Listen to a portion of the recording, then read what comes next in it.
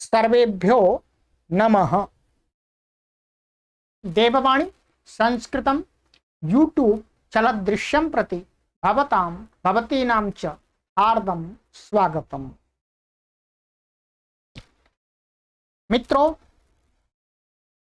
प्रारंभिक रचनानुवाद कौमुदी, इसके अंदर 30 अभ्यास थे। हमने पूरे कंप्लीट करा दिए, पूर्ण करा दिए। पूरे अभ्यासों को विस्तार से पढ़ाया और फिर उसके अंदर जो होमवर्क दिया गया था उसको आपको मिलान कराया, चेक कराया। इस अभ्यास में प्रारंभिक पाठकों को ध्यान में रख करके और डॉक्टर कपिल देव द्विवेदी जी ने इतने ही नियम बनाए इसके अंदर, ठीक है। बाकी विस्तार से आपको पढ़ना है तो धीरे धीरे ये प्राथमिक स्तर का था, तो द्वितीय स्तर का, फिर तृतीय स्तर की आपको सीखने के लिए कोर्स तैयार है। परंतु हम विचार करते हैं कि आपको अभी कुछ चीजें इस कोर्स में और पढ़ाई जाएं। वो हम चीजें आपको अपनी तरफ से पढ़ाएंगे जो आपको संस्कृत को बोलने में और पढ़ करके अर्थ निकालने में, समझने में और लेखन में परम आवश्यक हैं, ठीक है।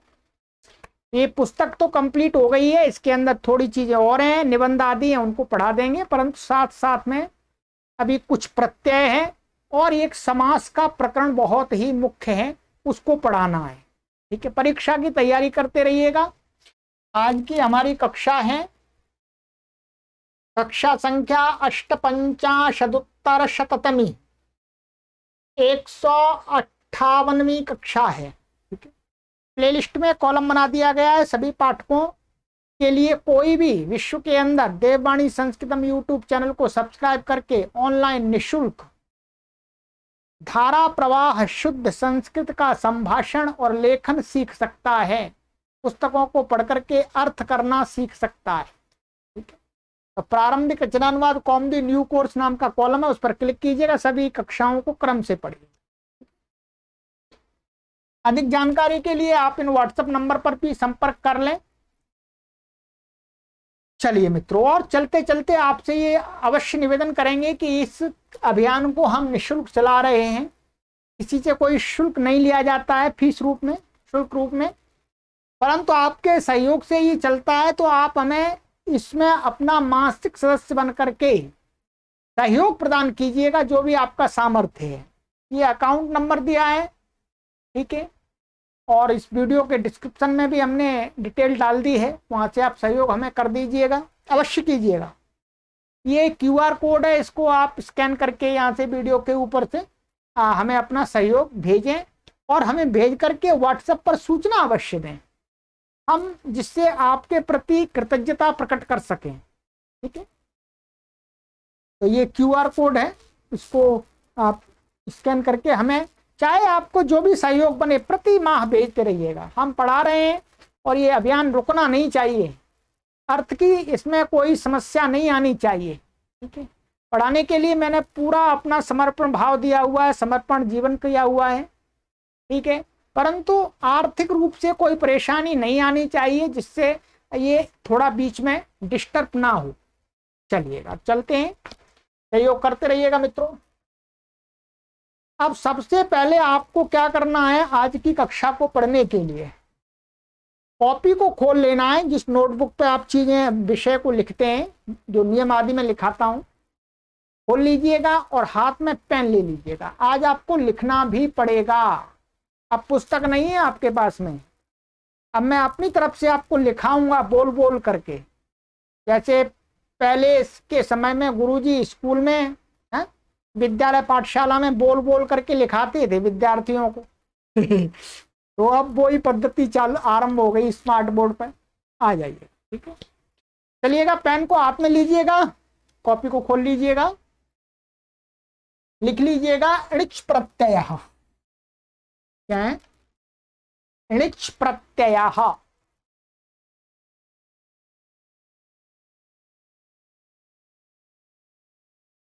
अब णिच प्रत्यय किस अर्थ में होता है, उसकी परिभाषा लिखिएगा पहले, फिर धीरे धीरे इसको समझा देंगे आपको। लिखिएगा नियमः, नियमः, नियम में आपको पहला भाग है इसका क विभाग, क लिख लीजिएगा कोष्ठक में, ठीक है। लिखिए, जब कर्ता स्वयं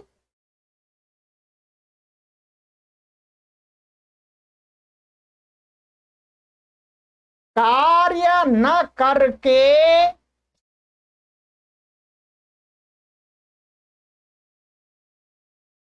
दूसरे से कराता है, कामा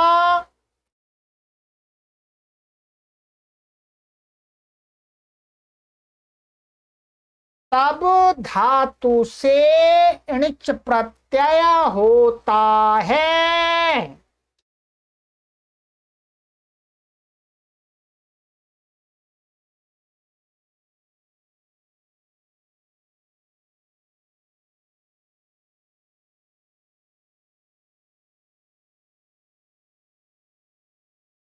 और आगे लिखिएगा,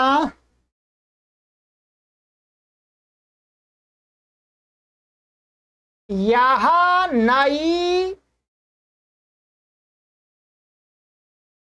निजंत धातु बन जाती है।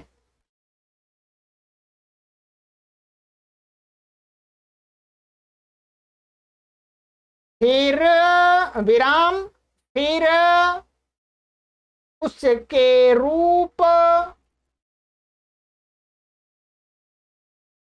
भवतीवत, कोष्ठक में लिख लीजिएगा परस्मैपद पद तथा सेवतेवत, कोष्ठक में लिख लीजिएगा आत्मनेपद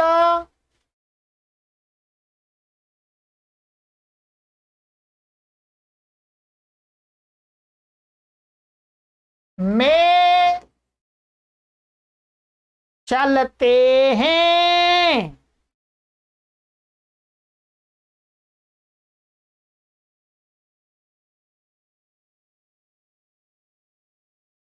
चलिएगा, अब इतना समझिएगा। पहले क्या लिखाया मैंने आपको, जब कोई भी कर्ता, कर्ता माने क्रिया को करने वाला होता है कर्ता, कर्ता उस क्रिया को स्वयं ना करके, स्वयं ना करके किसी दूसरे से करवाता है। क्या, किसी माने उस क्रिया को स्वयं ना करके किसी दूसरे से करवाता है, तब,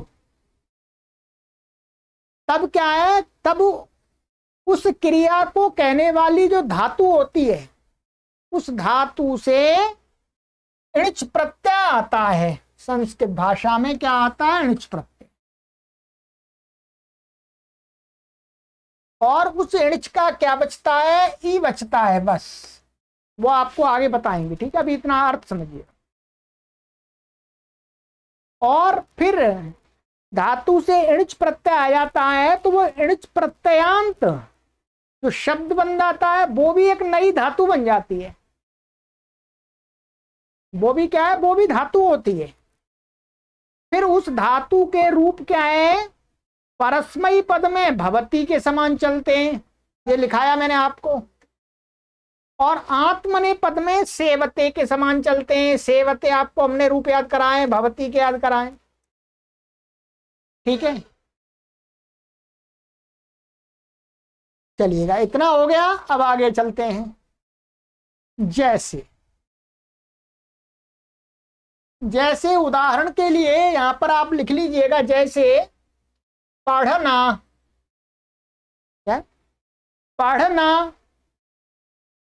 और पढ़वाना,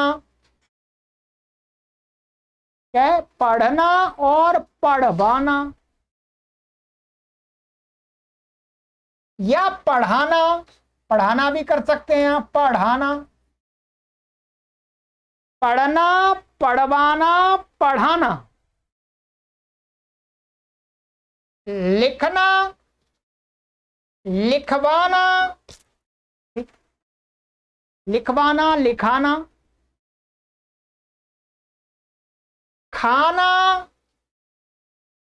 और खिलाना। ठीक है, ये क्या है मानिएगा, मैं राम पढ़ता है, ये तो राम क्रिया को स्वयं कर रहा है पढ़ना। अब राम पढ़वाता है तो ये स्वयं ना करके पढ़ना क्रिया को दूसरे से करवा रहा है। ऐसे ही पढ़ाना, किसी को पढ़ाना अर्थात वो पढ़ता है। लिखना, राम लिखना, राम लिखता है, अब राम लिखवाता है, किसी दूसरे से लिखवाता है, वे लिख। खाना, राम खाता है, स्वयं खाता है, परंतु जब खिलाता है किसी को दूसरे से, वो खाना क्रिया दूसरे से करवाता है, तो खिलाना। तो इनको, इन क्रियाओं को करने के बताने के लिए क्या हो जाता है, इनकी जो धातुएं होती हैं इन क्रियाओं को कहने के लिए, उसमें इच जुड़ जाता है।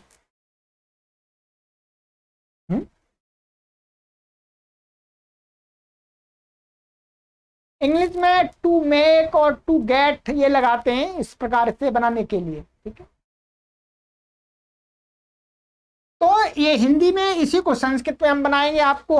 अब देखिएगा, क्या ये आपने लिख लिया होगा, लिखा नहीं लिखा है तो भी कोई बात नहीं है।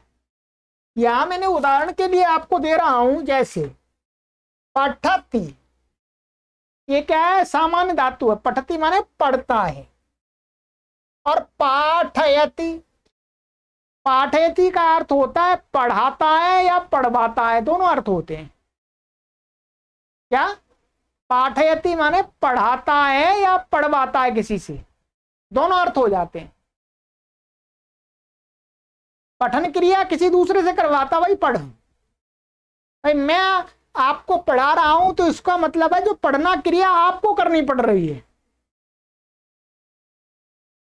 जब मैं पढ़ा रहा हूं तो पढ़ना क्रिया आपको करनी है, मुझे नहीं करनी। लिखती, लिखती माने लिखता है, और जब किसी दूसरे को कोई लिखाता है, लिखवाता है, तो लेखयति ऋणयंत हो गई। लेखयति माने लिखवाता है, स्वयं नहीं लिखता, दूसरे से लिखवाता है। ये रूप ऋणयंत में बनते हैं। देखिए भवती के समान तो बन रहे हैं, पर अंतर आ जाता है, ये अलग होता है, ये अलग होता है, ध्यान देंगे। इतना लिख लिया आपने, समझ भी लिया होगा, कोई कठिन बात नहीं है। इसमें विशेष लिख लीजिएगा थोड़ा सा अभी, विशेष, णिच प्रत्ययांत धातु के रूप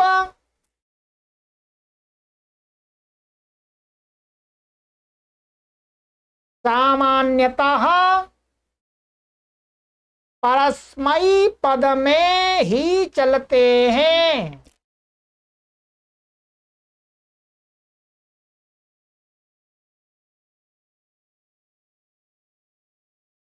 विशेष ये है कि आप, मैंने अभी ऊपर बताया था कि जो अण्यंत धातु के रूप परस्मैी पद में भवती के समान और आत्मनेपद पद में सेवते के समान, परंतु इसके जो अधिकतर रूप चलाते हैं वो परस्मैी पद में ही चलते हैं, से आत्मनेपद पद में बहुत कम चलते हैं।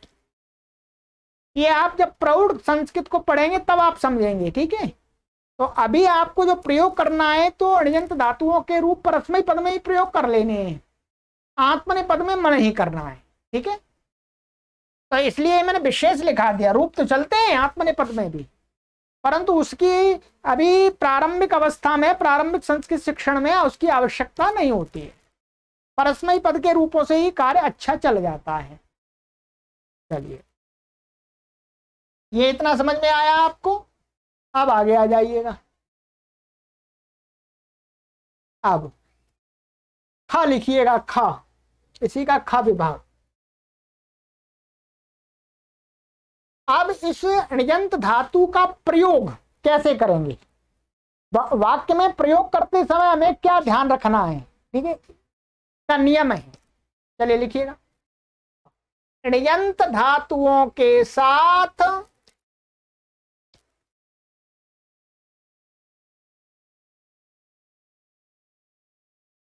मूल धातु के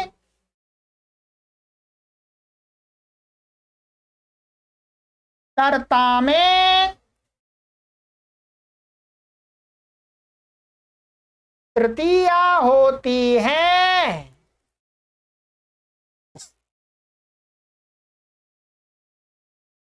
और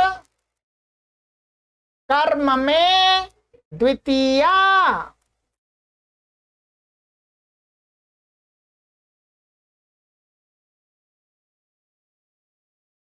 तथा प्रेरक कर्ता में प्रथमा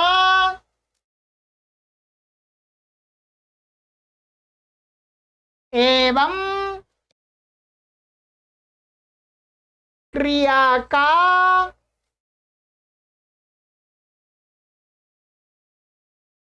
पुरुष और वचन प्रेरक कर्ता के अनुसार होता है।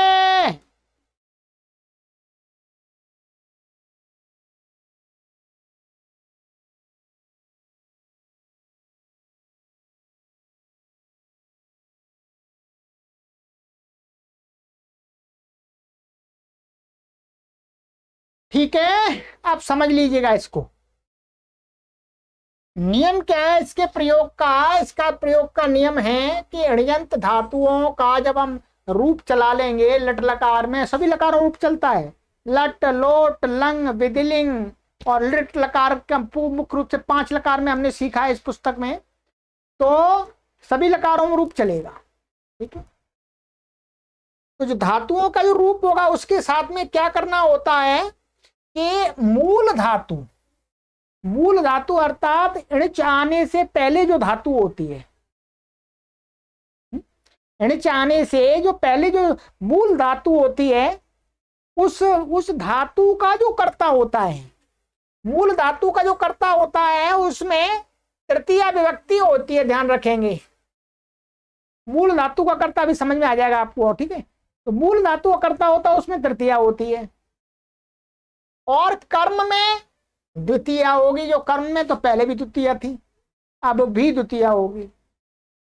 तथा प्रेरक कर्ता, इसके 2 कर्ता होते हैं, ध्यान रखेंगे, एक करने वाला एक करवाने वाला, 2 ही होते। पढ़ने वाला पढ़वाने वाला 2 कर्ता होते हैं उस पर। इसमें खाने खिलाना, मतलब खाने वाला खिलाने वाला, एक खा रहा है तो उसको कोई खिला रहा है तभी तो खा रहा है वो। तो जो प्रेरक कर्ता होता है, माने क्रिया को स्वयं ना करके दूसरे को जो दूसरे से करवाता है, तो जो करवाने वाला होता है वो उसको बोलते हैं प्रेरक कर्ता। उस प्रेरक कर्ता में क्या होती है, प्रथमा विभक्ति। ठीक है, और क्या है, क्रिया, जो क्रिया का जो रूप चलेगा वो किसके अनुसार चलेगा, ये मूल धातु के कर्ता के अनुसार नहीं चलेगा, जो प्रेरक करता है उसके अनुसार ही उस क्रिया का, णिजंत धातु का जो रूप है उसका पुरुष और वचन किसके अनुसार होगा, जो मूल धातु का वो प्रेरक कर्ता के अनुसार। प्रेरक कर्ता यदि प्रथम पुरुष है तो क्रिया प्रथम पुरुष की होगी, एक वचन है तो एक वचन होगा। मूल धातु का कर्ता कैसा भी बना रहे उससे कोई प्रभाव नहीं होता। ठीक है, आप उदाहरण में समझिएगा इसको, तब आपको समझ में आएगा।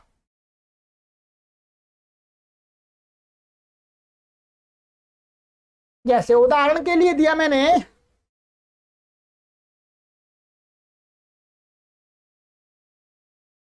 लीजिएगा, दिख रहा होगा आपको, साहा संस्कृतम लिखति, वह संस्कृत को लिखता है। ये मूल मूल धातु है, ये लिख, इसमें क्या है, लिख धातु क्या है, मूल है। ठीक है जी। ये अब इसी को कोई व्यक्ति किसी दूसरे से लिखवाता है, जैसे मानिएगा अहम तेना संस्कृतम लेखयामि, मैं उससे संस्कृत को लिखवाता हूं। अब देखिएगा ये कौन सा करता है, इसमें दो करता है, एक ये है लिखवाने वाला और एक लिखने वाला। ठीक है, तो ध्यान रखेंगे। तो मूल धातु ये है लिखना, लिखना का कर्ता कौन है, देखिएगा जब कोई व्यक्ति स्वयं लिख रहा है अथवा कोई दूसरा लिखवा रहा है तो लिखने की क्रिया तो वही कर रहा है। तो इसमें मूल धातु इस लिख का लिखना क्रिया कौन कर रहा है, सा, मानी ये हुआ कोई व्यक्ति है, इसलिए नियम पढ़ा कि मूल धातु का जो कर्ता होता है, मूल धातु का तो कर्ता यही था और यहां पर भी ये करता है मूल धातु का। तो इसमें तृतीया हो जाती है अण्यंत धातु के साथ में, ये अण्यंत का रूप है, ध्यान देंगे। और कर्म क्या है, ये कर्म है, कर्म में द्वितीया यहां पर भी थी, यहां पर भी कर्म में द्वितीया रहेगी, कर्म में द्वितीया यहां पर भी रहेगी। और ये जो कर्ता है, ध्यान देंगे, तो ये जो क्रिया है इसका पुरुष और वचन किसके अनुसार होगा, ये प्रेरक करता है। यहां पर अहम, अहम क्या है, प्रेरक करता है, ये क्रिया इसको प्रेरणा दे रहा, भाई करो लिखो, तो इसका पुरुष और वचन इसके अनुसार होगा। ये उत्तम पुरुष एक वचन है तो क्रिया भी उत्तम पुरुष एक वचन हो गई। अब आपको आराम से समझ में आना चाहिए। और देखिएगा भृत्या कार्यम करोति, भृत्य नौकर कार्य को करता है। ठीक है, नृपाः भृत्येन कार्यम कारयति, यहां पर क्या है, राजा नौकर से कार्य को करवाता है। बदल गया, यहां पर नौकर कार्य करता है और यहां पर राजा नौकर से कार्य करवाता है, स्वयं नहीं करता राजा। तो मूल, इस मूल धातु का कर्ता यहां पर वृत्य, तो यहां पर भी मूल धातु का कर्ता देखेंगे तो ये है, इसमें तृतीया कर दी वृत्तेना, कर्म में द्वितीया होती है, यहां पर भी द्वितीया होती है, यहां पर भी द्वितीया हो जाएगी कर्म में, कर्म तो यही है। और ये जो प्रेरक करता है राजा, राजा प्रेरणा दे रहा है, उसको आदेश दे रहा है, भाई लिख, वो कर काम। तो ये इस प्रेरक कर्ता के अनुसार इसका क्रिया का पुरुष और वचन होता है अण्यंत का। ठीक है, ये प्रथम पुरुष एक वचन है तो ये भी प्रथम पुरुष एक वचन हो गया। अब आपको, मुझे पूरा विश्वास है कि आपको 90%, 90% आपको समझ में आ गया होगा, 90%। ठीक है, चलिएगा अभी और भी समझना है आपको। चलिए अब ये ध्यान रखना है, अब इसी में थोड़ा चेंज करना है। ऊपर जो नियम बताया कि मूल धातु के कर्ता में तृतीया होती है, तो उस तृतीया में कहीं कहीं द्वितीया भी होती है। मूल धातु का जो कर्ता होता है उसमें द्वितीया कहाँ कहाँ होती है, ये आगे नियम बता रहे हैं हम। ठीक है, ये ध्यान रखना होगा आपको। आ जाइए ग विभाग, लिखिएगा ग,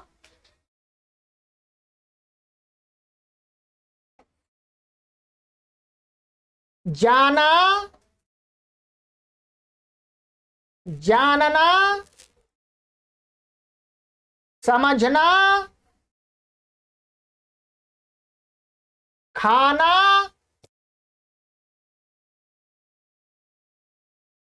छोड़ना, पढ़ना, कामा लगाते जाइए सब जगह, बोलना, देखना, सुनना, चढ़ना,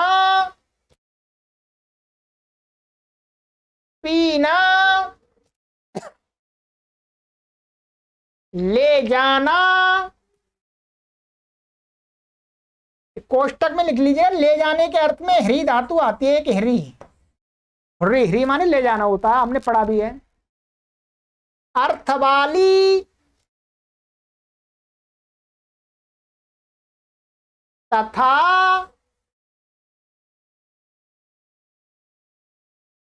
अकर्मक धातुओं को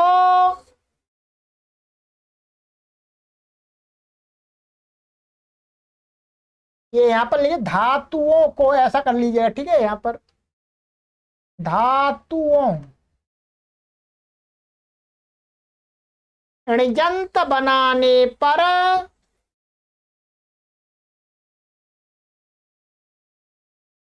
वाक्य में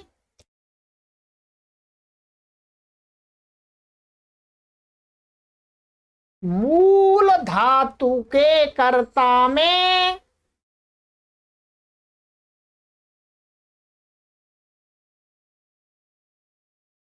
तृतीया न होकर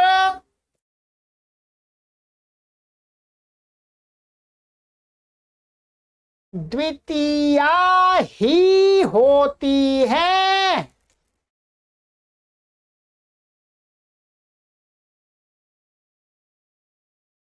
तथा कर्म में पूर्ववत द्वितीया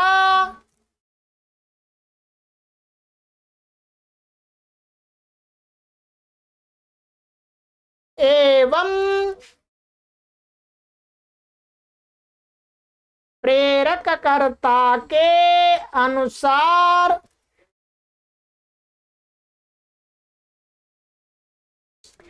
क्रिया का वचन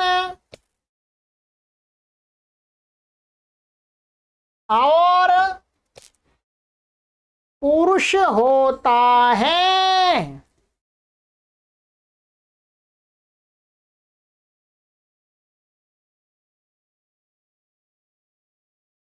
चलिएगा, अब पहले इस नियम को समझ लीजिएगा। पहले हमने इस खा नियम में क्या समझा था कि मूल ऋजंत धातु बनाने पर जो मूल धातु का कर्ता होता है उसमें तृतीया होती है, कर्म में द्वितीया होती है, और जो प्रेरक कर्ता होता है उसमें प्रथमा होती है, ये समझ लिया। परंतु इस नियम का अपवाद भी है, हैं? वो अपवाद क्या है वो आपको ये बताया कि जाना अर्थ वाली धातुएं, जानना समझना अर्थ वाली धातुएं, ठीक है। जानना माने समझना, खाना अर्थ वाली धातु, छोड़ना, पढ़ना, बोलना, देखना, सुनना, चढ़ना, चढ़ना माने पेड़ आदि पर चढ़ना, पीना और ले जाना अर्थ में हृ धातु बताई। इन अर्थ वाली धातु तथा सभी अकर्मक धातु, सभी अकर्मक धातु यदि इस प्रकार की इन धातुओं को यदि हम ऋजंत बनाते हैं, चलाते हैं इनसे, इन अर्थ वाली और अकर्मक धातु कोई भी हो यदि उससे इण चलाते हैं तो इणचिन्ह फिर ऋजंत शब्द के साथ रूप चला करके वाक्य में प्रयोग करते हैं तो क्या नियम लगेगा?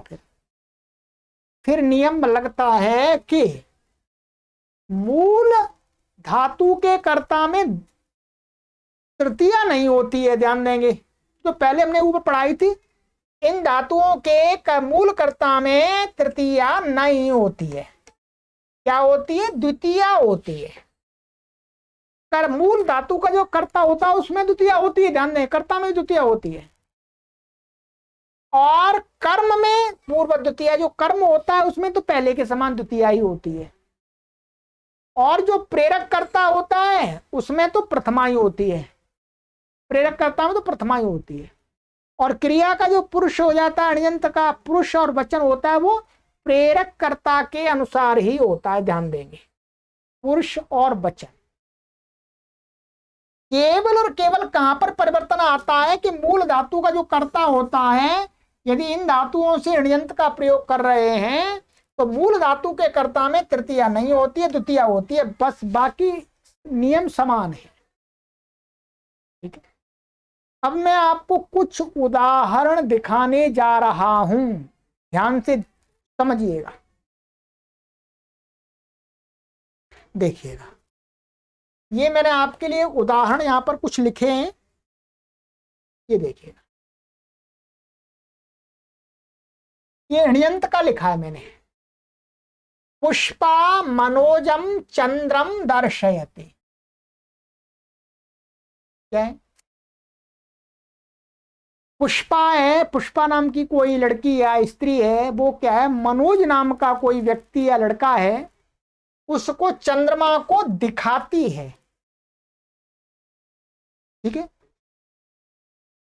एक देखना एक दिखाना। ठीक है, ये दिखाना अर्थ है इसका। अब इसका जो देखना क्रिया है, दृश्य क्रिया है, उसका मूल कर्ता कौन है? मनोज। भाई देख तो मनोज रहा है, अभी भी पुष्पा दिखा रही है तो देख तो मनोज रहा है। तो मूल धातु का कर्ता कौन हो गया? ये हो गया मनोज। पुष्पा कौन हो गई? पुष्पा हो गई प्रेरक कर्ता। और ये चंद्रमा, चंद्र हो गया आपका कर्म। ठीक है, अब क्या है, ये दृश्य धातु कैसे अर्थ वाली? देखना अर्थ वाली है। देखने अर्थ वाली है, तो देखना इसका अर्थ है। तो इसलिए हमने इस नियम में क्या पढ़ा था, देखने अर्थ वाली कोई धातु होगी तो उसका जो मूल कर्ता होता है मूल धातु का, तो उसमें द्वितीय होती है। मनोजम में द्वितीय हो गई,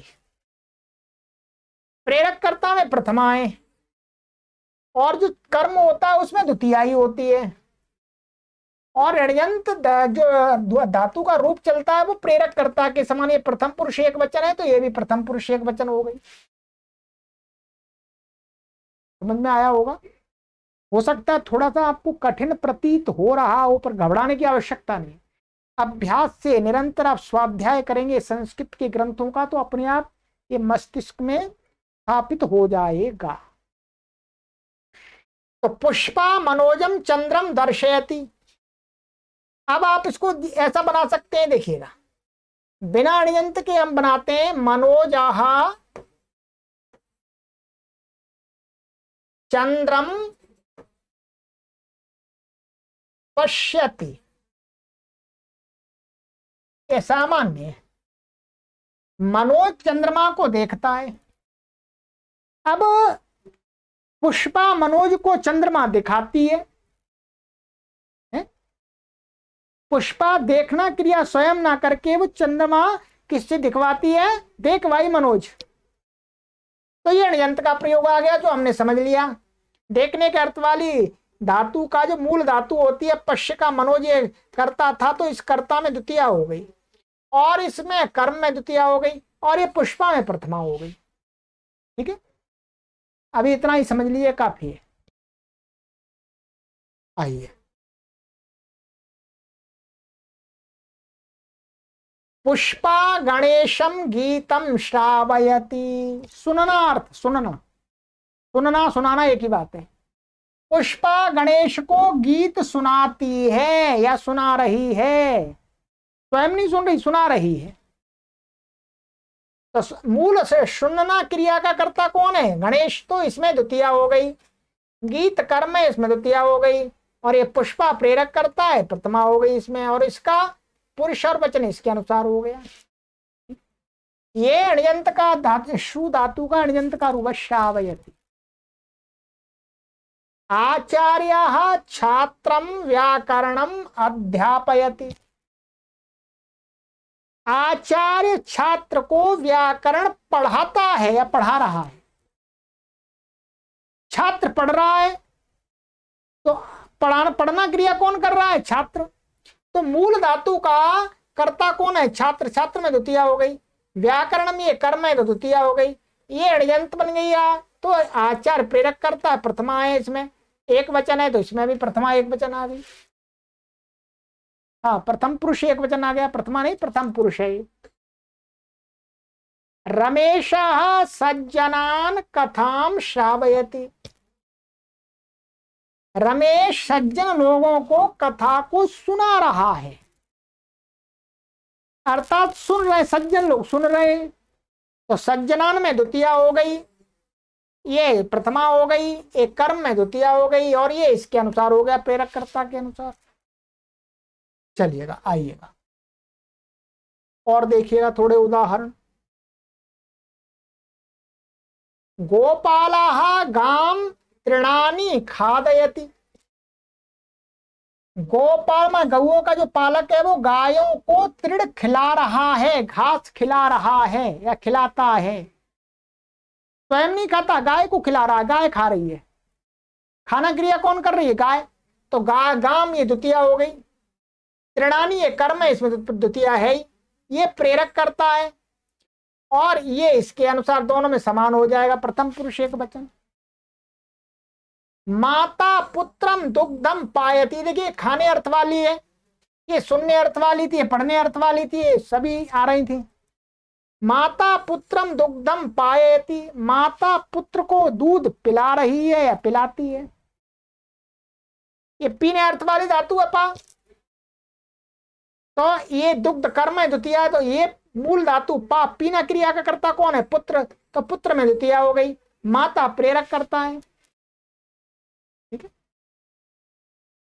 माता पुत्रीम स्वापयति, ध्यान दीजिएगा, ये कैसी धातु है? सोना। सोना धातु अकर्मक है, इसमें कर्म नहीं था। तो अब क्या, एक तो पुत्री सोती है और माता पुत्री को सुलाती है। माता स्वयं ना सो करके पुत्री को सुला रही है, करवा रही है सुलाना क्रिया। तो पुत्री में द्वितीया हो गई। ये स्वप धातु कैसी है? अकर्मक है, तो अड़यंत लाने पर इसका जो मूल धातु का कर्ता है उसमें द्वितीया हो गई और प्रेरक कर्ता में प्रथमा हो गई, ठीक है। चलिएगा और लीजिएगा। साहा मित्रम वार्ताम श्रावयति, ये सुनना अर्थ वाली है, वह मित्र को समाचार सुनाता है, सुनाता है। तो मूल धातु का कर्ता मित्र है, मित्र में द्वितीया हो गई। ये कर्म है, इसमें द्वितीया है, ये प्रथमा है इसमें, ठीक है। ये प्रेरक करता है। हरि ही देवान अमृतम अभोजयत, ये लंग लकार का है, ठीक है। हरि ने देवों को अमृत खिलाया। किसने खाया अमृत? देवों ने। तो खाना क्रिया के मूल कर्ता, जो मूल धातु खाना है उसका कर्ता कौन है? देव। तो देव में, देवान में द्वितीया हो गई बहुवचन में। ये कर्म है, इसमें द्वितीया हो गई और ये प्रेरक करता है, प्रथमा है, और ये इसके लंग लकार का अब हो जाए। तो हरि ने देवों को अमृत खिलाया, लो भाई खाओ। ठीक। त्वं पुत्रम सत्यम भाषयसि, तुम पुत्र से सत्य को बुलवाते हो। बोलता तो पुत्र ही है, तो ये क्या है? ये तो कर्म है, द्वितीया हो गई। ये भाष माने बोलना का, जो बोलना मुख्य क्रिया मूल है उसका कर्ता कौन है? पुत्र। तो पुत्रम में क्या हो गई? द्वितीया हो गई। ये प्रेरक करता है त्वम, इसलिए ये मध्यम पुरुष एक वचन है, तो क्रिया यहाँ मध्यम पुरुष एक वचन की हो गई, भाषयसि, ठीक है। चलिएगा, अब आपको ये नियम आपको समझ लेना है, ठीक है। बाकी आपको इसका अभ्यास कहाँ होगा? आपको साहित्य पढ़ना पड़ेगा। पंचतंत्र पढ़िए, हितोपदेश पढ़िए, चाणक्य नीति पढ़िए, विदुर नीति पढ़िए, महाभारत पढ़िए, रामायण पढ़िए, संस्कृत में लिखे हुए हैं बहुत सारी पुस्तकें, उनको पढ़ेंगे तब आपके सामने इस प्रकार के प्रयोग आएंगे, तब आपको अभ्यास होगा। केवल इतने मात्र पढ़ लेने से पूरा पूरा आपको याद नहीं रहेगा। अनुवाद बनाने पड़ेंगे, मैं आपको कुछ सहयोग करूंगा प्रैक्टिस कराने में, ठीक है। तो आज की कक्षा में हम इतना ही रखेंगे, ठीक है। इतना नियम मैंने आपको सिखाया है। इसमें यदि आपको पूरे मिला करके यदि 70%,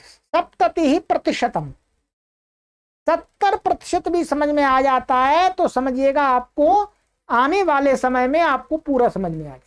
इतना तो आना ही चाहिए, सरल है, कुछ कठिन नहीं है। इस पुस्तक को पढ़ने के बाद इस नियम को समझना उतना कठिन नहीं है जी। अब ये ध्यान रखेंगे।